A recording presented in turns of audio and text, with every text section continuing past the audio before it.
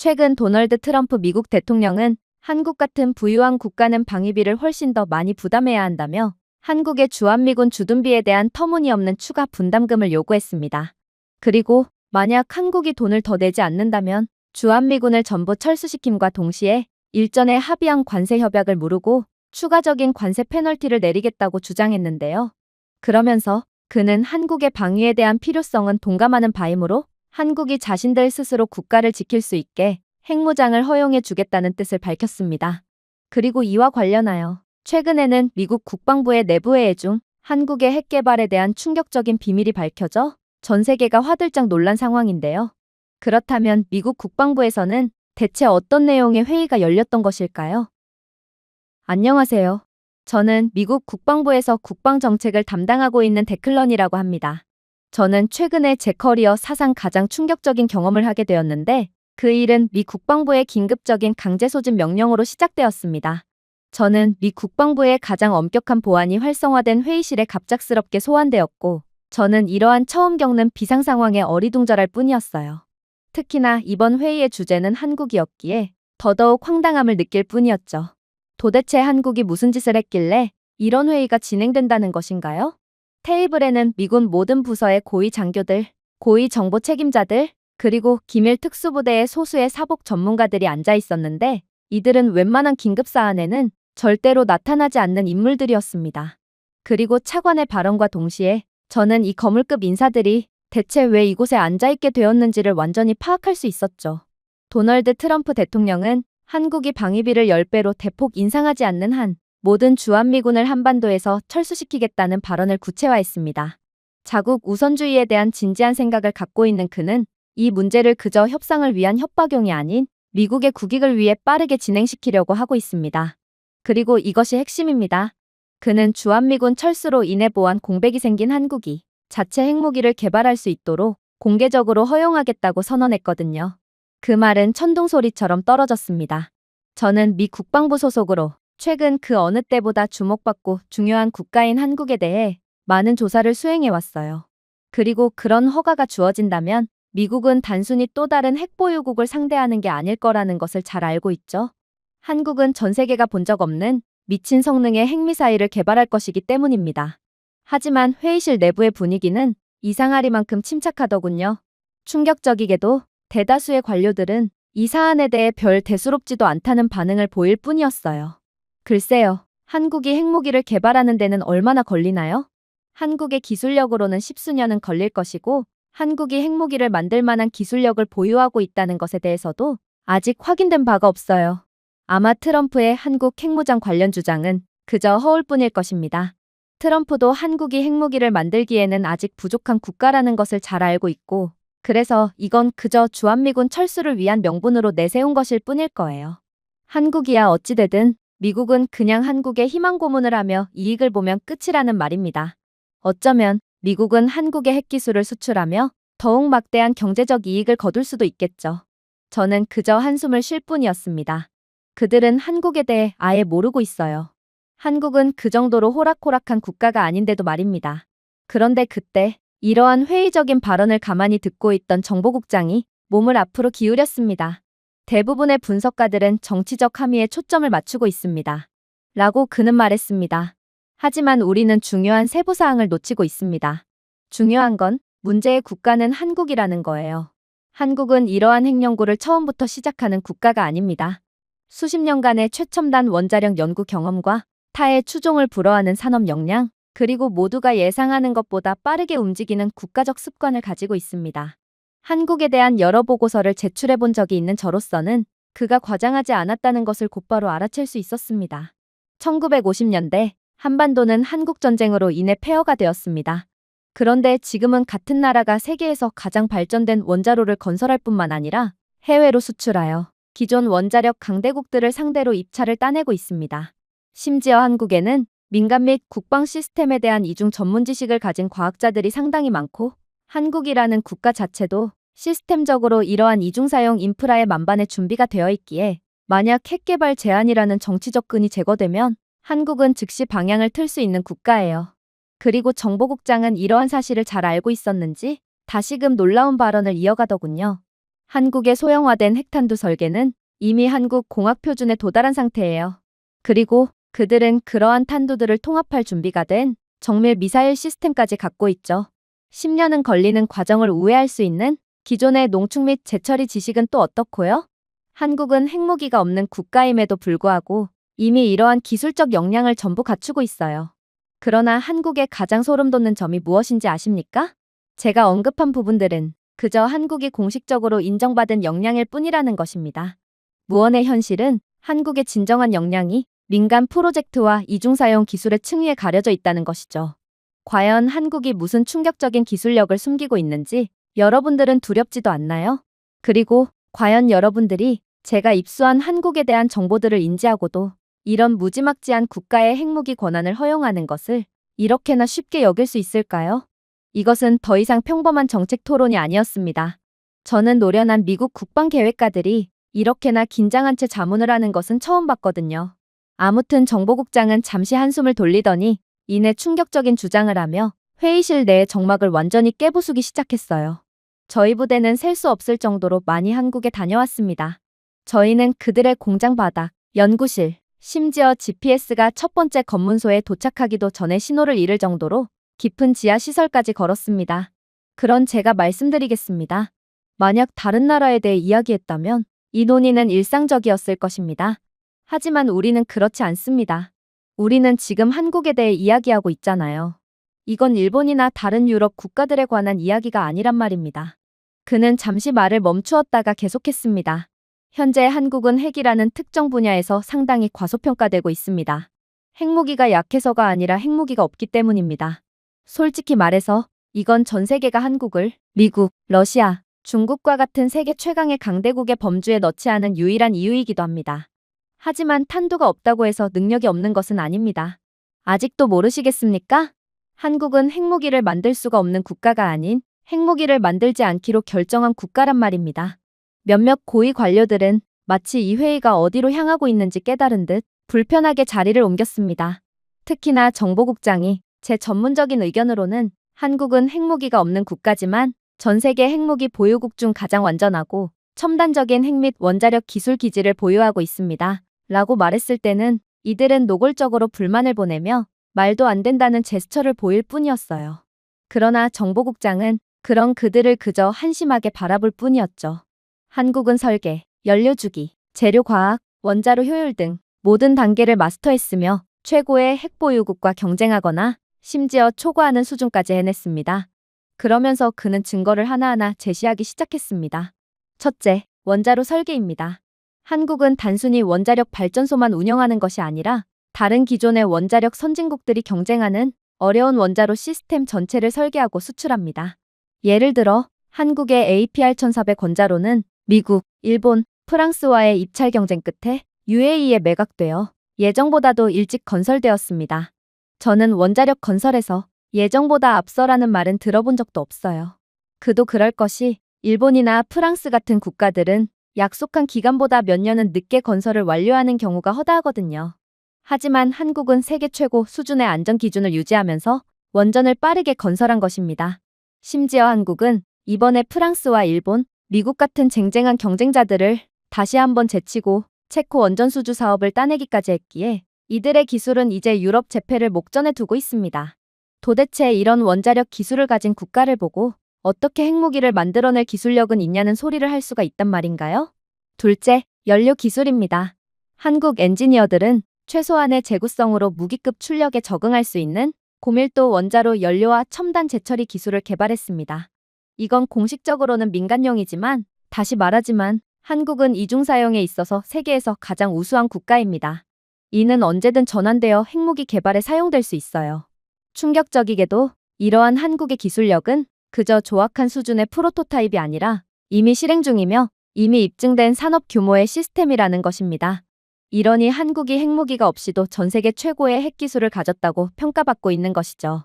셋째, 제조 능력입니다.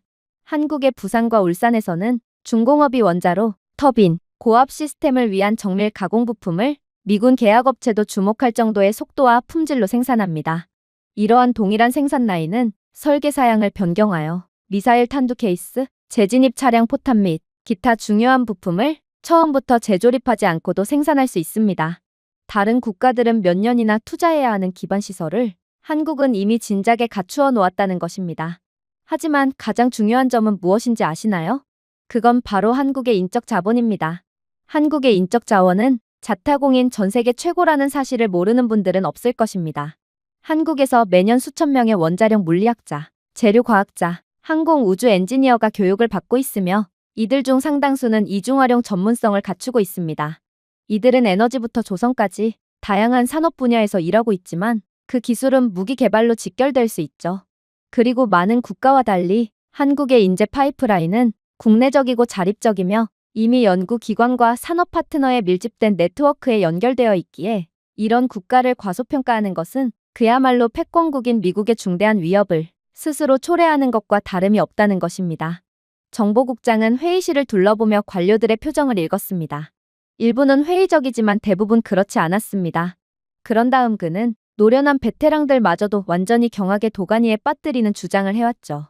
만약 정치적 승인이 주어진다면, 만약 오늘 한국 지도부가 핵미사일을 만들기로 결정했다면 그들은 몇 년이 아니라 몇 주 안에 배치 가능한 핵무기를 가질 수 있을 것입니다. 몇 년이 아니에요. 몇 주만이 소요될 것입니다. 모두가 할 말을 잃은 채 허공을 바라볼 뿐이었어요. 그리고 몇몇은 몇 주는 말이 안 된다며 한국은 무슨 기적의 연금술이라도 하는 거냐며 따지고 들었어요. 하지만 정보국장은 그런 그들을 한마디 말로 제압할 뿐이었죠. 왜냐고요? 한국은 제로에서 시작하는 것이 아니기 때문입니다. 한국은 이미 농축 지식, 탄두 소형화 설계, 정밀 미사일 플랫폼, 산업 기반을 갖추고 있어 이 모든 것을 조립할 수 있습니다. 법적 장벽이 낮아지는 순간 한국은 손쉽게 핵무기를 생산해버릴 거라는 것입니다. 해외 조달도 필요하지 않아요. 긴 개발 시간도 없고 병목 현상도 없습니다. 즉, 미국이 한국에 핵권한을 준다고 해서 미국의 이익으로 작용하는 부분은 아무것도 없다는 말입니다. 미국이 이익을 보는 시나리오는 기술적으로 아직 자립이 안 되었거나 혹은 경제적 능력 등 뭔가 몇 군데가 부족한 국가를 상대로만 가능합니다. 그런 국가라면 간신히 얻은 조악한 핵무기로 어떻게든 아시아 태평양 지역을 견제할 수 있겠죠. 그리고 미국은 아무런 투자 없이도 아시아 태평양 지역에 대한 지배권을 유지하고 말이에요. 하지만 한국은 완벽한 육각형의 국가로 뭐 하나 빼놓을 데가 없는 국가예요. 심지어 몇몇 기술력의 경우에는 미국마저 능가하고 있죠. 이런 국가를 상대로는 절대로 이익을 볼 수 없어요. 한국은 아시아 태평양 지역을 견제하는 것을 넘어 오히려 말도 안 되는 핵무기를 개발한 뒤 미국 자체를 역으로 잡아삼켜버릴 거거든요. 역사적으로 봤을 때도 기술적으로 뛰어난 국가를 상대로 이익을 보는 경우는 거의 존재하지 않았어요. 이게 바로 한국의 무서운 점이라는 것입니다. 이들은 남들이 알아봐 주기를 기대하지 않고 조용히 기술력을 갈고 닦고 있었어요. 그래서인지 유독 한국을 과소평가하는 사람들이 많지만 여기에 속아 넘어가면 그대로 끝장이라는 것입니다. 삼성 장군이 얼굴을 찡그렸습니다. 아무리 그래도 몇 주라니요? 이건 미국이 감당할 수 있는 속도보다 빠릅니다. 잘못 계산하신 거 아닌가요? 바로 그거예요. 정보국장이 1초도 걸리지 않고 대답했습니다. 어느 나라도 기성 인프라, 검증된 첨단 기술 산업, 최고 수준의 엔지니어링 인재를 한 곳에 모아놓은 경우는 없습니다. 하지만 그걸 진짜로 실현해낸 한국은 최초이자 유일한 국가예요. 하지만 여전히 허세도 없고 자랑도 없고 매우 조용하게 몸을 웅크리고 있을 뿐이죠. 생각해보세요. 대부분의 핵보유국은 첫 번째 탄두를 만들기 위해 긴 사다리를 올라가야 했습니다. 그러나 한국은 이미 사다리를 만들고 보강하고 페인트까지 칠한 상태예요. 그들은 등반 허가를 기다리고 있을 뿐입니다. 그런데 트럼프가 그들에게 허가권을 주겠다고 말한 거예요. 그들이 사다리를 만들 기술력도 없는 국가라고 오판을 한 상태로 말입니다. 회의실은 이제 완전히 조용해졌습니다. 이젠 그 결정이 내려지면 한국을 막는 것은 불가능할 것이라는 것을 눈치챈 모양이었어요. 하지만 진짜 문제는 따로 있었죠. 한국의 진짜 무서운 점은 아직 시작도 안 한 상태였기 때문입니다. 정보국장은 마치 세상의 소수의 사람들만이 알고 있는 비밀의 방에 들어가려는 듯 눈을 가늘게 뜨고 앞으로 몸을 숙이며 충격적인 말을 건네오기 시작했어요. 여러분 대부분이 깨닫지 못하는 것은 한국이 이미 지구상에서 가장 진보된 원자로를 개발했다는 것입니다. 그들은 이미 기존의 원자로로도 세계를 제패했지만 한국은 절대로 멈추지 않았어요. 이들은 기존 설계에서 멈추지 않았고 대부분의 국가가 꿈꾸는 분야인 고속증식로와 토류 원자로, 민간 에너지 생산량과 무기 생산 능력을 모두 극대화할 수 있는 기술에 이미 뛰어든 상태거든요. 그리고 결국에는 미국조차 갖추지 못하고 있는 미친 성능의 원자로를 개발하고야 말았습니다. 그의 발언은 한국에 대한 진면모를 알고 있던 저마저도 완전히 경악의 도가니에 몰아넣기에 충분했습니다. 고속 증식기와 토륨 시스템은 쉽게 만들 수 있는 것이 아니기 때문이죠. 괜히 미국이 아직까지도 못 만든 게 아니었어요. 이건 전 세계 에너지 시장의 균형을 바꿀 수 있는 혁신적인 기술, 즉 군사용으로 전환될 경우 무기고에 전례 없는 힘을 쏟아부어주는 기술입니다. 하지만 가장 소름 돋는 부분이 무엇인지 아십니까? 라고 정보국장은 계속 말했습니다. 한국은 그것을 숨기고 있었습니다. 기술 자체가 두려워서가 아니라 국제사회로부터 과소평가받고 싶어서였습니다. 의도적으로 자신들의 국가에 대한 과소평가를 유도했다는 것입니다. 한국은 수년 동안 전 세계가 자신들을 비핵 국가의 모범이라고 생각하게 하면서 원자력 공학의 꽃을 정제하는 긴 인내의 과정을 버텨온 것이죠. 회의실 내부는 깊은 혼란에 빠졌습니다. 말도 안 돼요. 한국이 일부러 자신을 과소평가하도록 내버려 두었다는 말씀이신가요? 도대체 왜 그런 짓을 한 거죠? 그러자 정보국장은 다시금 믿기지 않는 말을 해오기 시작했어요. 이것은 그들이 국제사회 전체에 설정한 함정입니다.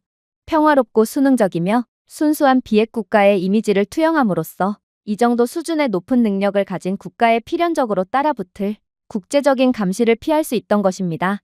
그리고 이제 트럼프가 더 높은 국방비를 요구하고 핵 승인을 지렛대로 매달면서 한국은 판을 뒤집을 수 있는 여지가 생겼습니다. 드디어 한국이 원하는 상황이 나온 것이죠. 이제 한국은 트럼프의 압박을 오히려 자신들의 이익으로 바꿀 수 있게 되었습니다.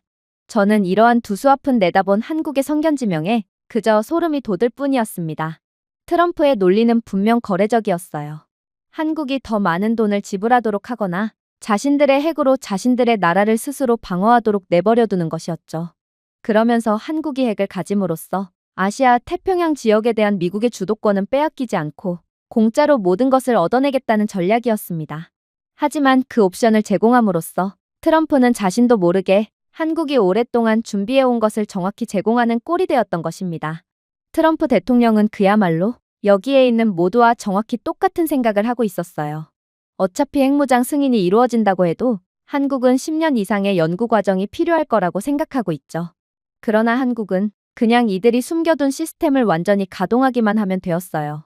첨단 원자로는 이미 설계되고 테스트된 상태이기 때문에 무기급 출력은 거의 즉시 시작될 거란 말이었습니다. 그리고 정보국장은 이내 서류 뭉치 속에 꽁꽁 숨겨져 있었던 기밀 서류를 꺼내기 시작했어요. 그리고 충격적인 정보를 공개했죠. 자, 보세요. 한국이 개발한 패스트 브리더 원자로 설계는 단순히 전력만 생산하는 것이 아닙니다. 그들은 부산물로 플루토늄을 생산하며 그것도 많은 양을 생산합니다. 이러한 한국형 설계는 매우 효율적이어서 기존의 구형 원자로와는 달리 여러 탄두의 충분한 플루토늄을 생산할 수 있어요. 핵 개발에는 필연적으로 절차라는 것이 필요하기 마련인데 한국은 이러한 재료들을 전부 갖추고 있으므로 거의 무한동력원을 개발한 셈과 다름이 없다는 거예요. 정보국장은 벙쪄있는 모두를 그저 말없이 바라보며 숨 돌릴 틈도 없이 토륨 원자로의 설계를 시작했습니다. 토륨 기반 시스템은 더 깨끗하고 효율적이며 무기 생산용으로 구성하면 또 다른 핵분 열성 물질인 우라늄 233을 생산할 수 있습니다. 그러니까 미국이 토륨 원자로를 개발하기 위해 박차를 가하며 인재들을 끌어모으고 있는 거예요.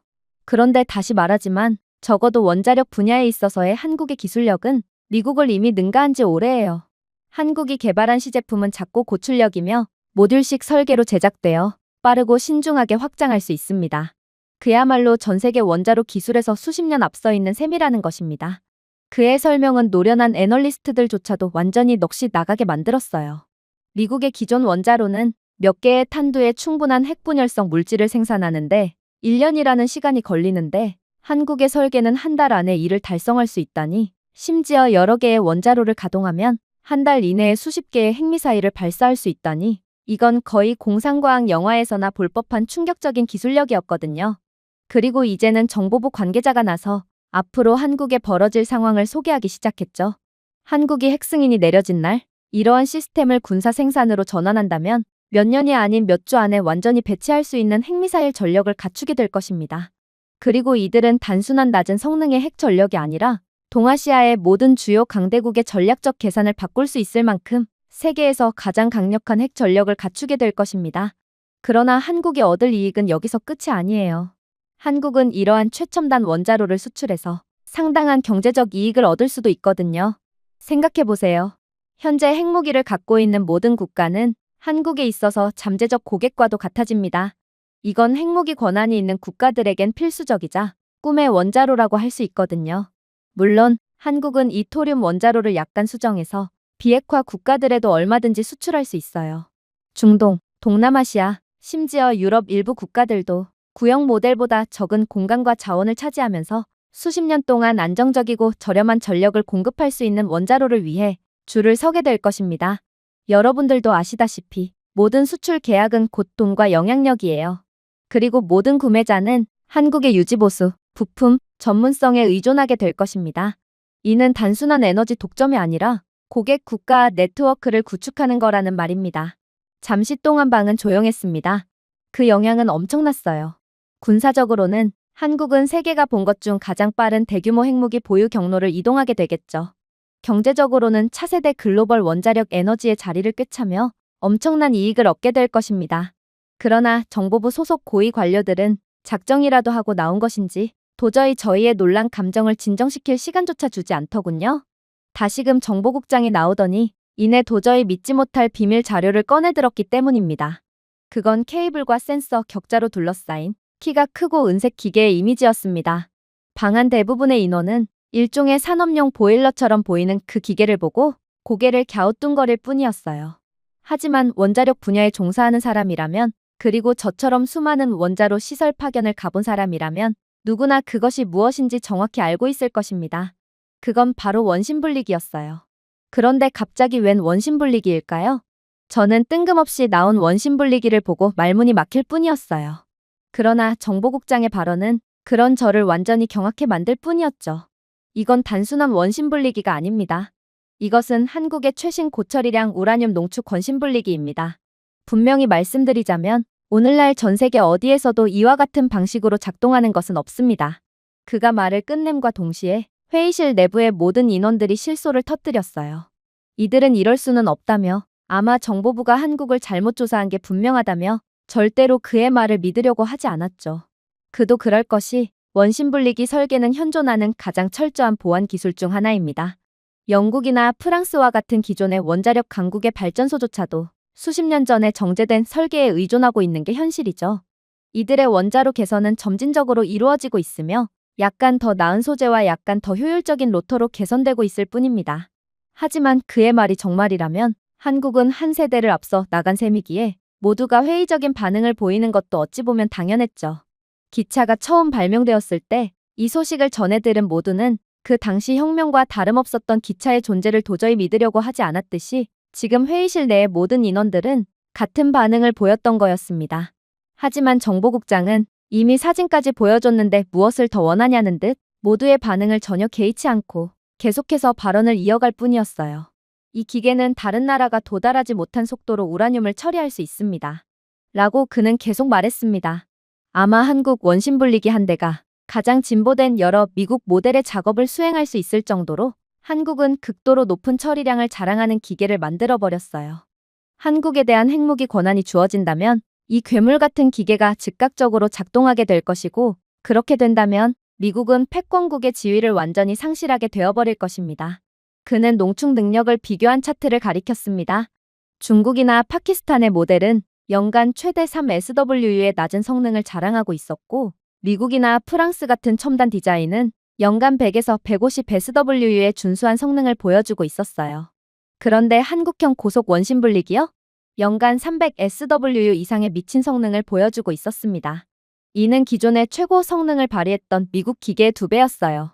그리고 모두가 놀라고 있던 그때 정보국장은 고개를 떨구더니 힘없이 말을 이어나갔죠.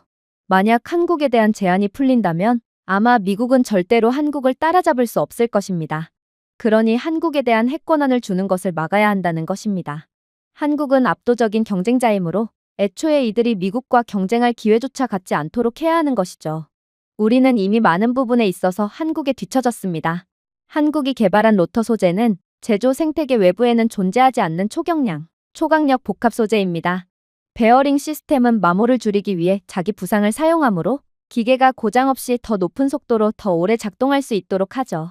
정밀 가공 허용 오차는 매우 타이트해서 전 세계의 소수의 시설만이 시도할 수 있으며 이는 한국에 있습니다. 즉, 이것은 단순히 모방할 수 있는 것이 아니라는 말입니다. 아직도 이해가 안 가시나요? 한국은 단순히 핵 및 원자력 분야에 한해서만 미국을 능가한 것이 아닙니다. 한국은 이미 글로벌 리더로 자리 잡은 모든 분야에서 재료과학, 항공우주공학, 산업 정밀 제조에 수십 년간 투자한 결과물을 내고 있고 이런 나라에 날개를 달아주는 것은 정말 미친 짓이에요. 지금 미국은 중국과의 패권 경쟁만 놓고 봐도 매우 바쁜 상태입니다. 그러나 한국은 그 끈질긴 중국보다도 훨씬 압도적인 상대예요. 한국이 핵무기를 갖기 전에는 이들이 숨겨둔 힘을 제대로 펼칠 수가 없으니 상관없을 테지만 핵무기를 갖게 된 한국은 정말 상상하고 싶지도 않은 괴물로 성장할 거라는 말입니다. 아직도 실감이 안 된다는 듯 눈만 깜빡이는 분들이 계시군요. 제가 예를 들어드리겠습니다. 이러한 원심분리기의 연쇄 가동 시 연간 수백 킬로그램의 무기급 우라늄을 생산할 수 있어요. 그리고 맥락상 핵탄두 하나에 약 20에서 25kg이 필요하죠. 즉, 적당한 크기의 시설이라도 한국은 연간 수십 개의 탄두를 생산할 수 있는 충분한 고농축 우라늄을 생산할 수 있으며 이는 시스템을 한계까지 밀어붙이지 않고도 충분히 가능하다는 소리입니다. 그이 말에 모두가 할 말을 잃고 허공만을 바라보던 와중 백악관 관계자는 도저히 못 참겠다는 듯 책상을 쾅 치고 일어나기 시작했어요. 당신은 도대체 어느 편이라는 말입니까?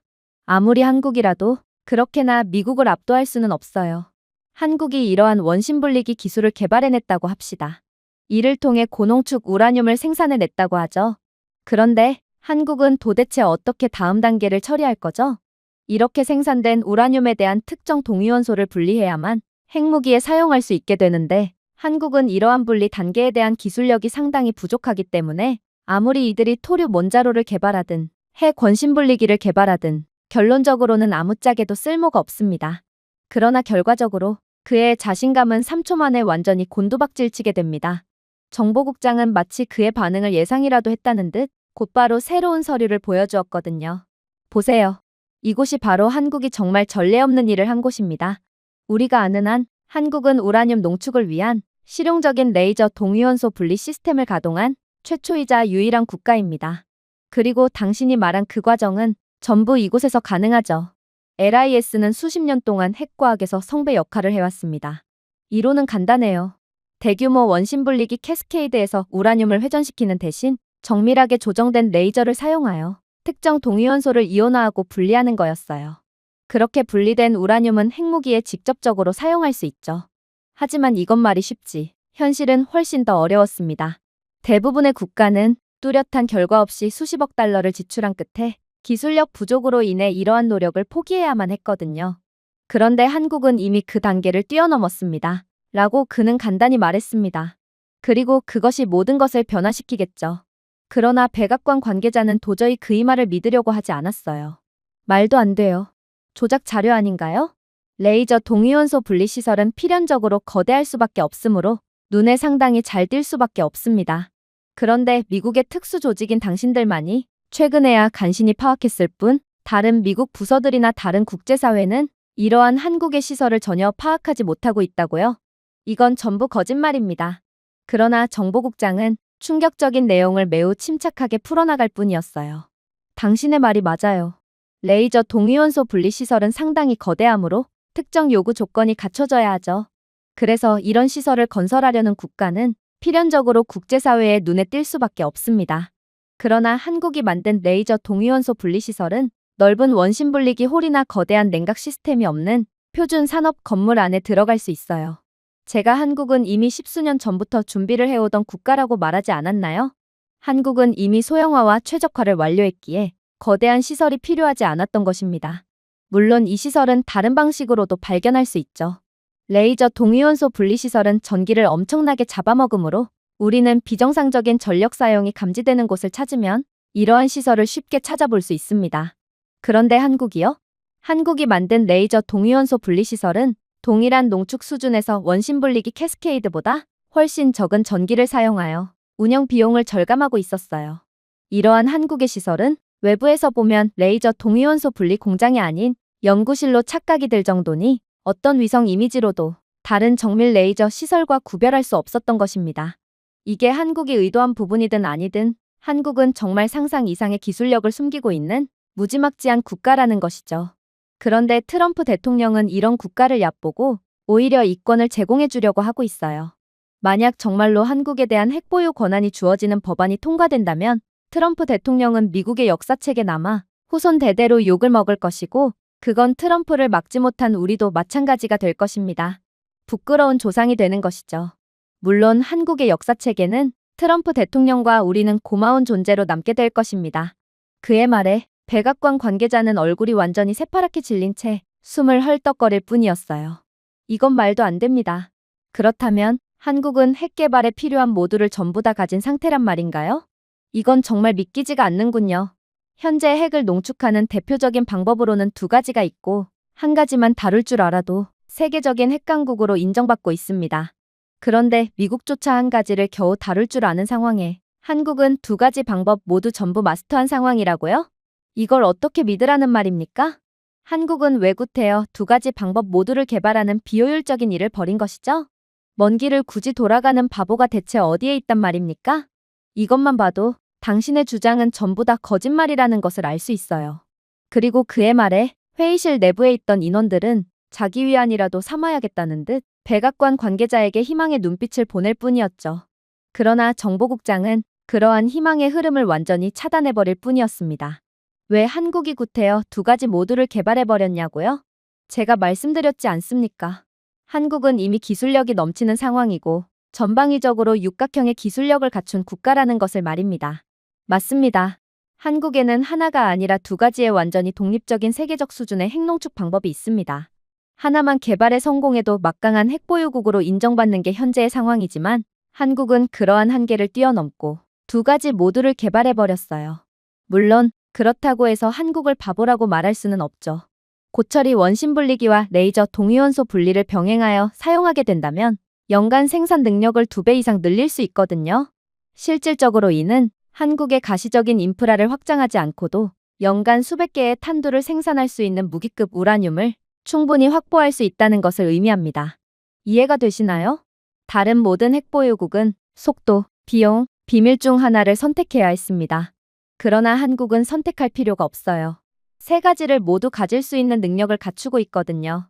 가장 빠른 생산, 가장 낮은 운영 비용, 가장 작은 가시적 발자국을 말입니다. 이는 단순한 기술적 이점이 아니라 전략적 이점입니다. 트럼프의 승인이 나게 된다면 한국은 전 세계가 반응하기 시작하기도 전에 완전한 핵무기로 확장할 수 있다는 것을 의미합니다. 이젠 정보국장의 말에 토를 다는 사람들은 아무도 없어졌습니다. 모두가 정치적 끈이 제거된 한국은 아무도 따라잡을 수 없게 될 거라는 것을 인지하게 되었죠. 그때 잠시 긴급한 통화를 받고 정신없이 회의장 밖으로 나갔던 정보부 관계자가 다시금 가쁜 숨을 몰아쉬며 회의실 내부로 들어왔습니다. 그리고 그는 얼굴이 새파랗게 질린 상태로 방금 한국이 숨기고 있던 충격적인 비밀에 대한 첩보를 받았다며 기밀 서류를 흔들어댔죠. 이건 다른 서류들과는 조금 달랐습니다. 원자로 계략도나 기술 다이어그램이 아니라 동쪽을 따라 북쪽에서 남쪽으로 이어지는 희미하고 들쭉날쭉한 산등성이의 한반도 위성 이미지였거든요. 라벨에는 간단히 태백산맥이라고 적혀 있더군요. 여러분이 반드시 아셔야 하는 것이 있습니다. 라고 그는 다급히 말했습니다. 뭔가 이상한 점 못 느끼셨나요? 한국의 무기급 핵물질을 처리하는 기술력은 둘째치고서라도 도대체 한국이 그동안 모아뒀던 핵물질은 얼마나 될 것이며 어디에 모아뒀을까요? 생각해보세요. 한국의 수십 개의 원자로는 이미 수십 년 동안 가동되고 있었습니다. 원자로 가동에 따른 핵물질의 누출은 피할 수가 없고 만약 한국의 핵무장이 허용된다면 한국은 이렇듯 수십 년 동안 모아온 핵물질들을 한꺼번에 재처리할 수 있어요. 그런데 한국이 이렇듯 모아둔 핵물질을 버렸을 리는 없고 도대체 이것들은 어디에 얼마큼 있냐는 것입니다. 그리고 저는 방금 정보사령부 본부로부터 충격적인 소식을 전해 듣게 되었습니다. 그 핵물질들은 도시나 기지가 아니라 여기 태백산맥에 모여 있거든요. 심지어 이들은 수십 년 동안 모아둔 핵물질을 그대로 보관하고 있었기에 이곳 태백산맥의 비밀기지가 공개됨과 동시에 한국은 순식간에 미국을 넘어설 핵무기 강대국으로 올라설 수밖에 없게 됩니다.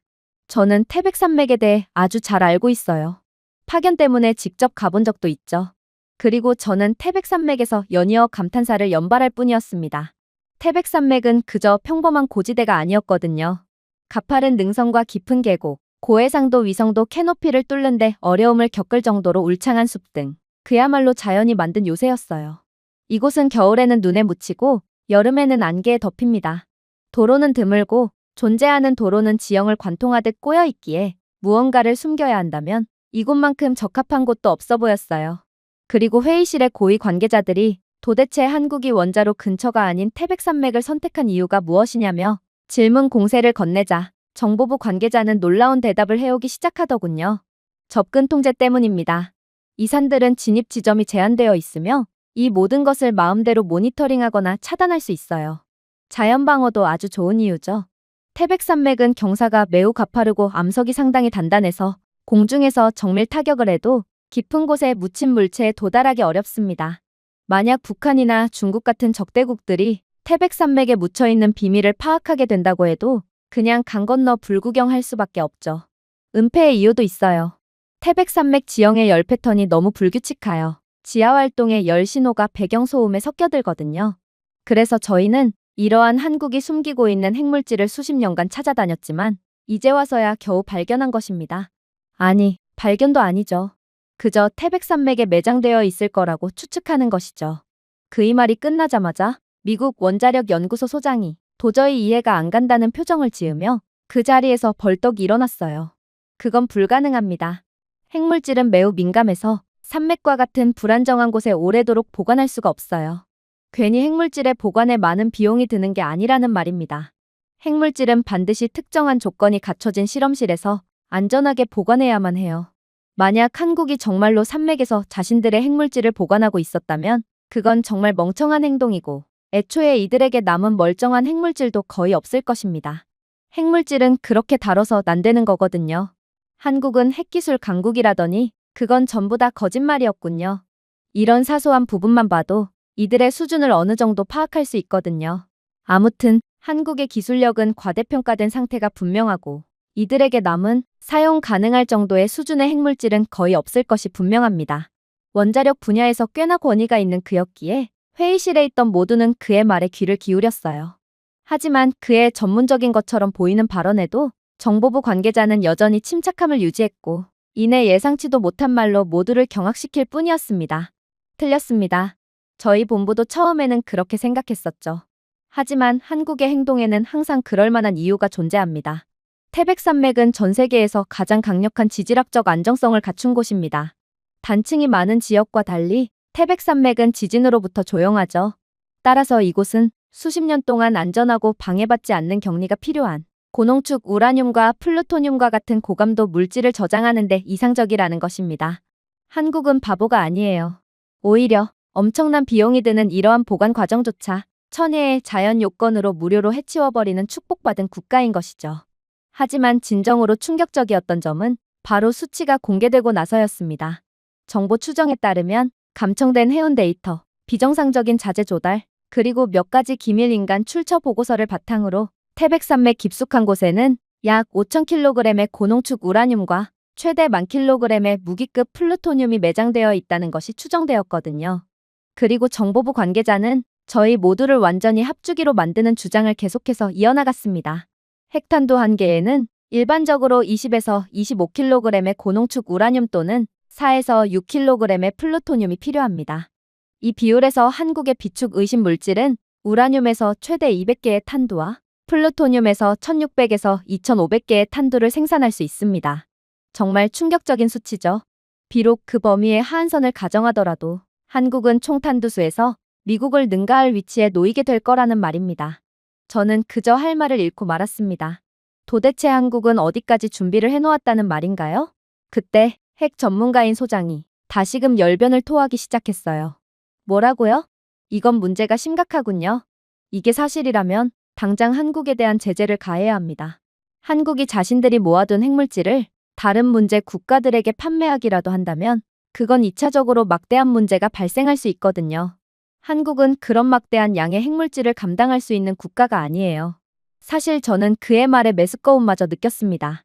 그는 분명 아까 전까지만 해도 한국을 무시하다가 완전히 망신을 당한 상태였기도 했고, 핵 전문가인 그이기에 한국이 얼마나 대단한 국가인지를 그 누구보다 잘 알 텐데, 도대체 이 바보 같은 미국인들은 언제 자국이 최고라는 망상에서 벗어날 것인지, 저는 새로운 시대를 받아들이려고 하지 않고 현실을 외면하는 그의 모습에서 한심함을 느끼는 한편, 이게 미국의 현실이구나 싶어 절망감마저 느꼈어요. 그리고 그러한 감정은 정보부 관계자 또한 함께 느꼈는지 그저 한숨을 내쉬며 대답을 이어갈 뿐이었죠. 맞습니다.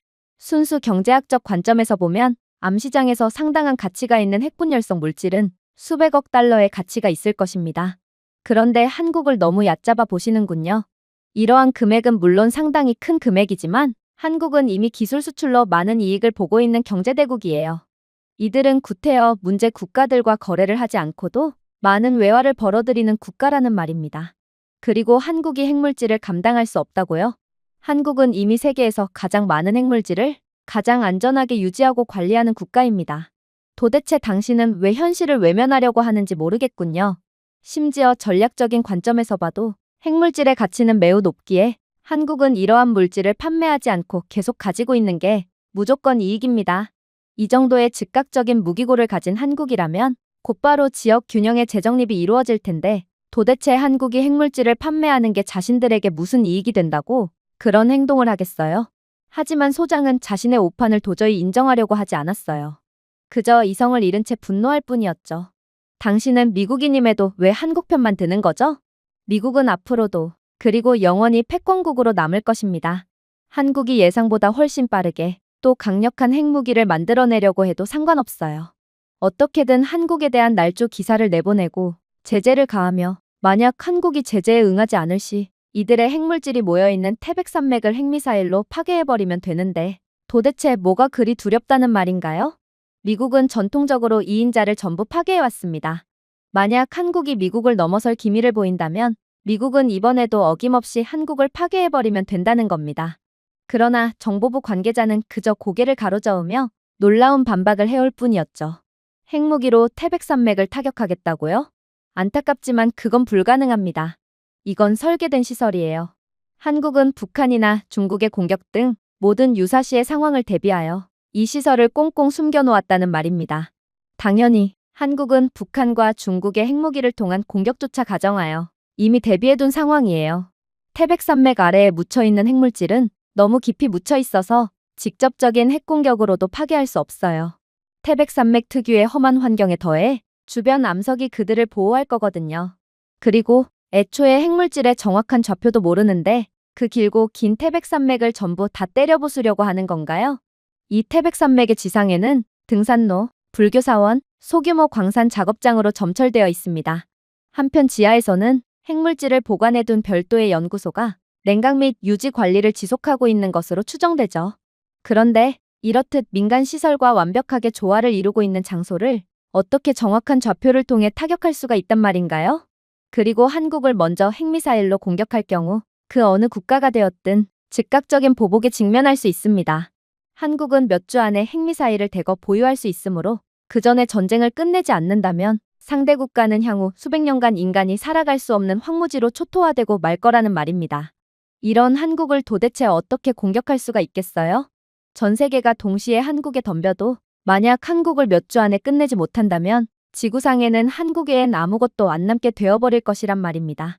소장은 그제야 정신을 차렸는지 몸을 바들바들 떨면서도 결국 자리에 풀썩 주저앉고 말았어요. 그러면서 그는 정신 나간 사람처럼 혼잣말을 짓거릴 뿐이었죠. 이럴 수가. 아니, 이건 불법이 분명해. 한국은 핵보유국도 아닌데 어떻게 이렇게나 많은 핵물질과 높은 핵기술을 보유할 수가 있는 거지? 한국은 분명 불법적인 경로로 몰래 이러한 재료들을 모아뒀을 거야. 하지만 정보국 관계자는 그런 소장을 딱하다는 눈빛으로 쳐다볼 뿐이었고 이내 혀를 끌끌 차며 그의 희망을 완전히 짓밟아버렸어요. 글쎄요. 한국의 행보에 불법의 소지가 단 한 가지라도 있었다면 미국이 먼저 나서 한국을 가만두지 않았겠죠. 이건 한국의 핵기술을 견제할 좋은 명분이니까 말입니다. 하지만 한국은 천재 국가예요.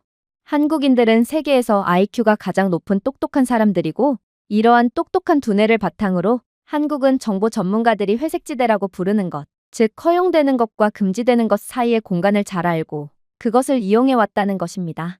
조약을 무시하고 핵무기를 추구해서 국제 제재를 받고 있는 다른 국가들과 달리 한국은 구태여 위험을 감수할 필요가 없었습니다. 원자로, 농축 실험실, 재처리 시설 등 한국이 건설한 모든 것에는 정당한 민간 목적이 있었거든요. 건덕지가 잡힐 일이 전혀 없었다는 것입니다. 모든 한국인 엔지니어와 과학자는 국제적으로 통용되는 업무의 이유를 지적할 수 있었고, 한국은 항상 반에서 최상위권에 있는 완벽한 학생의 역할을 했으며 아무튼 규칙을 어기지 않았습니다. 이렇듯 한국이 엄청난 강대국으로 부상하고 있었음에도 미국과 국제사회는 이에 대해 아무것도 모르고 있던 것도 이와 비슷한 이유예요. 한국은 원자력의 특성을 이용해서 고의적으로 자신들의 힘을 감춰왔거든요. 원자력 기술의 장점이자 단점은 바로 이러한 기술을 가진 국가가 원자력을 멋대로 써도 다른 국가들이 즉각적으로 눈치채기가 힘들다는 것인데, 이는 바꿔 말하면 세계 최강의 원자력 기술을 가진 국가는 결국 전 세계의 눈을 피할 수 있다는 뜻이거든요. 다행히도 원자력 강국은 거의 다 핵보유국이기 때문에 남몰래 불법적으로 핵무기를 개발한다거나 하는 일들은 일어나지 않고 있지만, 문제는 원자력 강국이면서 핵을 보유하고 있지는 않은 한국이라는 특수한 경우입니다. 한국은 이러한 특이한 경우에 속하기 때문에 놀랄 만큼 국제사회의 주목과 경계, 그리고 의심의 시선을 덜 받을 수 있었습니다. 그러므로 만약 한국이 숨기려고 마음만 먹었다면 자신들이 가진 원자력 기술을 몰래 핵 개발에 사용했어도 이를 알 수 있는 방법이 하나도 없다는 것이죠. 저희 정보사에서 계산을 해봤을 때 만약 한국이 사용 후 핵연료의 일부를 비밀리에 군사적 용도로 전용했다면 한국의 최고 수준의 핵 과학자들에 의해 비밀리에 개발된 정교한 기술들은 국제 원자력 기구에 의해 탐지되지 않고 무기급 플루토늄을 추출할 수 있었을 겁니다. 그리고 매년 100개가량의 핵무기를 추가로 개발하기에 충분한 약 400kg의 플루토늄이 비밀리에 재처리되었다고 추측할 수 있죠. 태백산맥 아래에 100개가량의 핵미사일이 발사를 기다리고 있을 수도 있다니 이건 정말 생각만 해도 소름이 돋지 않나요? 물론 모범국가인 한국이 그런 행동을 했을 가능성은 거의 없지만 아무튼 이러니 그 누구도 한국에 감히 까불 수 없는 것입니다. 지금과 같은 21세기에서 기술 강국이란 사실상 무슨 짓을 해도 제재하기가 거의 불가능하다는 것을 뜻하거든요. 소장은 이제 완전히 기가 죽어 눈에 눈물마저 고였습니다. 어쩌면 그는 최신 기술의 선두에 있는 입장답게 이러한 한국의 저력을 이미 알고 있었을지도 몰라요. 하지만 그저 인정하고 싶지 않았겠죠. 패권국 미국에서 미국인으로서 살면서 평생을 자부심 있게 살아왔는데 하루아침에 한참 미치라고 봤던 한국의 패권을 빼앗기다니 이건 현실을 부정하기에 충분할 정도로 충격적인 상황이었거든요. 저는 이러한 상황에 절망감을 느끼면서도 한편으로는 한국은 도대체 뭐하는 국가인가 싶어 존경심이 들기도 했어요. 생각해보세요. 불과 수십 년 전만 해도 한국 전쟁을 겪은 한국은 지구상에서 가장 가난한 나라 중 하나였습니다. 그런데 하루아침에 세계 군사강국으로 도약했을 뿐만 아니라 현재 한국은 세계에서 경제력이 가장 큰 경제대국에 필적하고 대다수의 산업 역량에서 G7 국가들을 능가하며 기술력은 두말할 필요조차 없는 수준에 이르렀어요. 그리고 이제 정치적 끈이 제거되면 한국은 그동안 쌓아왔던 경제적 및 기술적 우위를 역사상 가장 빠르고 포괄적인 핵무장 프로그램과 연결시키며 전 세계를 놀라게 할 것입니다. 이것이 바로 이 회의실에 있는 모두가 느낀 진정한 두려움이자 진정한 경외심이었습니다. 그리고 그 순간이 오면 전 세계는 호랑이가 단순히 살아남은 것이 아니라 정글에서 가장 기술적으로 발전한 포식자가 되었다는 사실을 알게 될 것입니다. 그리고 한국이 송곳니를 드러내기로 결정한다면 지구상의 그 어떤 것도 호랑이를 막을 수 없을 것입니다. 그렇게 정보부의 발표가 끝나자 이제는 미 국방부 차관이 나섰어요. 그리고 그는 어두운 표정으로 발표를 시작했죠. 솔직히 제가 나서는 일이 없었으면 좋겠다고 생각했습니다. 결국 한국은 핵무기를 갖는데 상당한 시간이 걸리게 되거나 혹은 아무튼 미국만이 이익을 보는 상황을 기대하고 있었어요. 하지만 한국은 우리가 생각했던 것보다 훨씬 빠르게 그리고 완벽한 핵무기를 만들어내고 말 거라니 정말 좌절스럽군요. 정말로 이들이 자신들이 가지고 있던 기존의 방산 기술력을 통해 핵무기를 어떻게 응용하게 될지를 고려한다면 한국은 세계에서 가장 두려운 국가로 재탄생하게 될 거라는 것을 쉽게 알 수 있을 것입니다. 일단 충격적이게도 핵무기를 획득한 후 수년간 인도 플랫폼을 개발해야 했던 많은 국가와 달리 한국의 플랫폼은 이미 현대적이고 전투 테스트를 거쳤으며 국내에서 대량 생산이 가능한 시스템을 가지고 있습니다. 즉, 한국은 탄두가 준비되는 순간 재설계 없이, 지체 없이, 외부 의존 없이 미사일, 전투기 또는 잠수함에 곧바로 장착할 수 있다는 것입니다. 참고로 영국도 핵탄두를 획득한 후 핵무기를 잠수함 함대에 통합하는 데 수년이 걸렸습니다. 그런데 한국은 이러한 지연을 완전히 건너뛸 수 있다는 것입니다. 자, 한국은 이러한 완벽한 통합 능력을 통해 도대체 어떤 나비 효과를 만들어낼까요? 가장 먼저 핵무기를 기어코 만들어낸 한국을 견제하기 위해 혹은 한국이 만든 핵미사일을 없애기 위해 중국이나 북한이 한국의 핵미사일을 보관하는 시설에 핵 공격을 가할 경우를 가정해 봅시다. 하지만 한국은 이미 한국형 미사일 방어 시스템을 갖춘 국가입니다. 북한과 중국의 핵 요격 공격은 당연히 곧바로 무력화되고 말 것입니다. 고고도 요격을 위한 LSAM, 중거리 방어를 위한 KMSAM, 그리고 근거리 요격을 위한 PAC-3로 구성된 한국의 다층 방패는 조금의 실수도 없이 그러한 중국이나 북한의 미사일을 무력화할 수 있거든요. 이는 미사일 방어가 훨씬 덜 발달된 중국이나 파키스탄과 같은 국가에 비해 매우 중요한 이점입니다. 한국의 핵 능력이 활성화된다면 KAMD는 보복뿐만 아니라 많은 기존 핵보유국들도 감히 장담할 수 없는 적의 핵 공격을 완전히 무력화시킬 거거든요. 자, 그렇다면 이젠 한국 차례입니다. 한국은 반드시 보복을 통해 선제 공격을 가했던 국가를 묵사발 내버리겠죠. 그리고 핵무기를 가진 한국은 이러한 보복을 그 어떠한 국가보다도 효율적으로 진행할 수 있는 국가입니다. 왜냐하면 한국은 세계 최고 수준의 미사일 강국이거든요.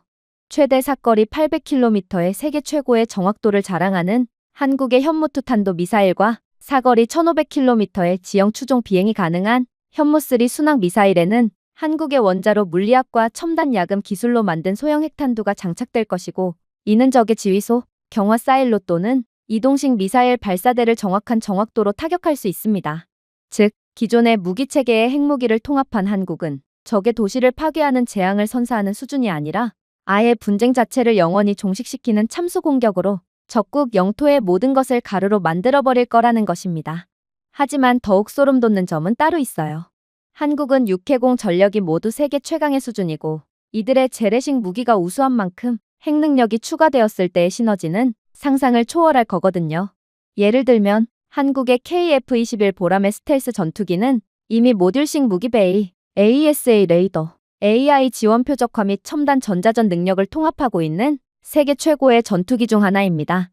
그런데 이러한 KF-21은 핵탄두 소형화를 통해 스텔스 기술로 탐지 없이 적 영역 깊숙한 곳에서 저수율 전술핵 공격을 수행할 수 있습니다. 예를 들어 저희 본부에서 시뮬레이션 해본 결과 KF-21편대는 중국의 동쪽 방공망을 뚫고 들어간 뒤 핵 탑재체로 중국의 전략 레이더 허브를 전부 무력화한 후 손실 없이 복귀할 수 있었습니다. 이렇게 하면 중국의 해안 미사일 여단 전체가 실명되어 한국은 최소한의 저항으로 재래식 또는 핵 공격을 후속할 수 있습니다. 그야말로 중국은 투명 인간에게 공격당하며 숨이 멎게 되는 꼴이죠. 안타깝지만 바다에서도 비슷한 양상이 펼쳐질 것입니다. 한국의 KSS-3 잠수함은 현무보 잠수함 발사탄도미사일을 발사할 수 있게 되거든요. 혹여나 적의 1차 타격으로 지상 발사대가 파괴되더라도 침수된 KSS-3 잠수함은 공개되지 않은 위치에서 핵공격으로 보복할 수 있습니다. 이게 바로 핵탄두가 장착된 SLBM의 2차 타격 능력의 무서움인 것입니다. 자, 이런 국가에 감히 선제 공격을 할 만큼 용기가 있는 국가가 있을까요? KAMD가 생존을 보장하고 현무 미사일이 신속한 정밀 타격을 제공하며 KF-21이 전술 핵공격을 위해 깊숙이 침투하고 KSS-3 잠수함이 보복을 보장함으로써 한국은 핵무기를 활성화하는 즉시 육상, 공중, 해상의 완전 통합 핵삼합체를 발사할 것입니다. 그야말로 눈 깜짝할 새에 국가 하나가 사라지게 되는 것이죠. 북한이요?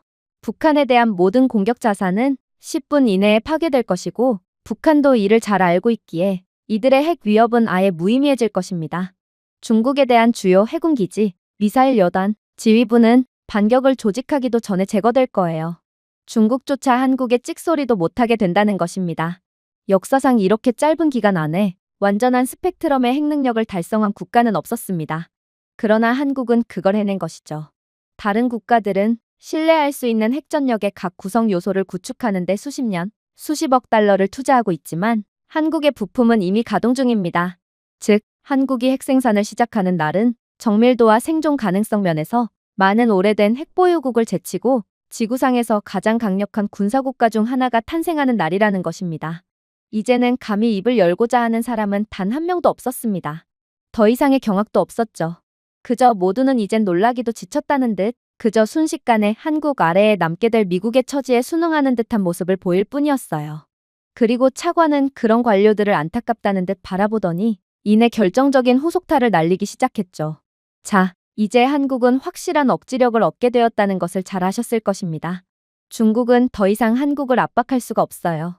중국이 바다를 봉쇄하며 한국을 압박하려 한다면 핵무장한 한국은 탄도 미사일 잠수함을 공개되지 않은 위치에 배치하여 대응할 수 있고 이 잠수함의 상하이나 베이징을 타격할 수 있는 핵 SLBM이 탑재되어 있다는 힌트만 있어도 중국은 물러설 수밖에 없거든요. 북한에 대한 효과는 더욱 즉각적이죠.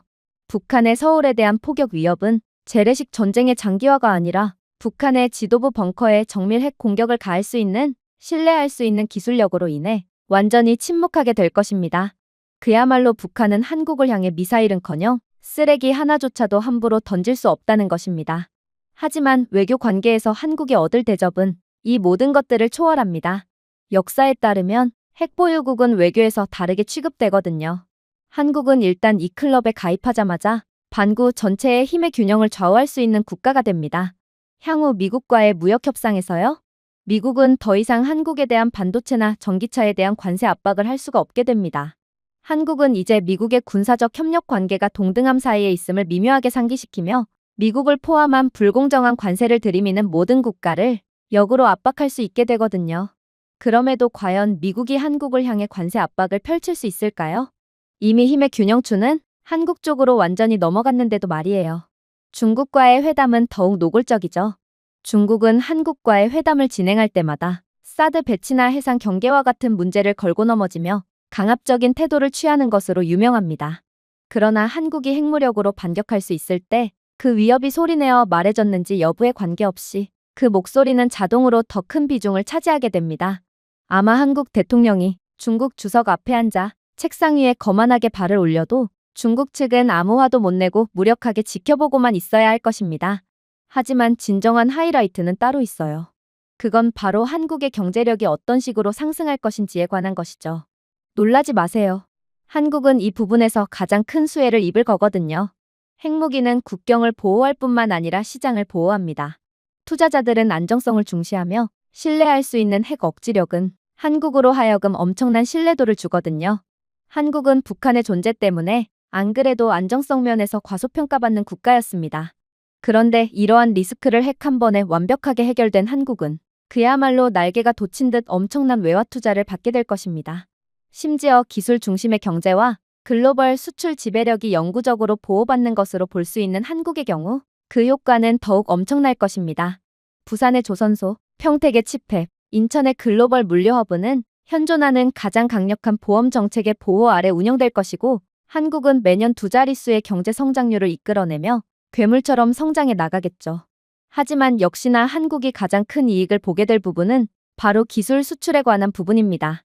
한국은 핵무기를 기존에 가지고 있던 자신들의 강력한 방산 기술력과 결합하여 그 파괴력을 200% 활용했다면 이번에는 자신들이 이전에 갖고 있던 기술 산업에 대한 우위를 이용해서 이 부분도 200%의 시너지를 내며 큰 경제적 이익을 창출할 거거든요. 핵보유국이 되는 것은 단순히 탄두에 관한 것이 아니라 그 뒤에 숨겨진 엔지니어링 업적에 관한 것입니다.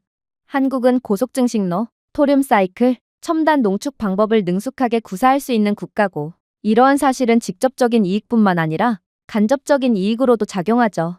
프랑스를 좀 보세요. 그들은 자신들이 가진 핵무기를 이용해서 유럽의 원자력 기술 선도국으로 마케팅하고 있어요. 한국도 이와 같이 핵보유국 지위를 이용해 전 세계의 고급 방위 시스템을 판매할 수 있을 것입니다. KF-21 전투기, K2 전차, K9 자주포 등 한국산 무기들은 이미 전 세계로부터의 강력한 신뢰를 받고 있지만 핵무기를 가지게 된 한국은 이를 더욱 효과적으로 판매할 수 있겠죠. 이스라엘은 핵무기 보유국이고 이들이 만든 무기는 핵무기 전투력을 입증하고 개발한 시스템이라는 사실을 구매자들이 알고 있기 때문에 무기를 프리미엄 가격에 판매하는 경우가 많습니다. 그런데 한국은 모든 부분에서 이스라엘의 상위 호환 격인 국가이므로 이스라엘보다 훨씬 더 많이 그리고 비싼 가격에 무기를 판매할 수 있겠죠. 마지막으로 한국은 그 어떤 회담에서도 가장 상석에 앉게 될 것입니다. 특히나 핵보유국은 주요 안보 협상에서 결코 소외되지 않는데 군비 통제 회담이든 지역 분쟁 중재든 글로벌 안보 프레임워크든 한국은 항상 그 중심 자리를 차지하게 되겠죠. 시간이 지남에 따라 이는 안보를 넘어 기후협정, 우주정책, 국제무역체제 등 글로벌 거버넌스에 영향을 미칠 것이고 한국은 결국 미국이 현재 주도하고 있는 중심의 자리를 완전히 꿰차게 될 것입니다. 자, 이렇듯 한국은 자신들이 얻게 된 핵능력을 전 세계에서 가장 효율적으로 활용하게 될 것입니다. 이런 국가를 얕잡아보고 한국을 통해 아시아 태평양 지역을 손 안 대고 코 풀려고 하다니 이러한 트럼프의 정책은 미국 역사상 가장 큰 실수로 남을 것입니다. 역사상 한국에 불합리한 대우를 하거나 이 나라를 이용하려고 한 국가들은 하나같이 그 끝이 안 좋게 되고 오히려 역으로 한국에 이용당하고 말았을 뿐입니다. 그리고 그 희생자가 미국이 된 지금 저는 여러분들께 깊은 유감을 표하고 싶네요. 회의실 내부의 모두는 그저 숙연해질 뿐이었습니다. 이젠 모두가 한국이 숨기고 있던 진짜 힘을 인지하게 되었고 더 이상 한국에 대한 의문을 제기하지 못하게 되었거든요. 도대체 국제정세가 어떻게 흘러가게 될지는 모르겠지만 저는 이렇듯 압도적인 강력함을 조용히 숨기고 있던 한국에 그저 무력감과 공포심을 느낄 뿐이었습니다. 제가 준비해온 내용은 여기까지입니다. 끝까지 시청해주셔서 진심으로 감사드리며 여러분들의 구독과 좋아요, 알림 설정은 영상 제작에 큰 힘이 됩니다. 이상 세모튜브였습니다.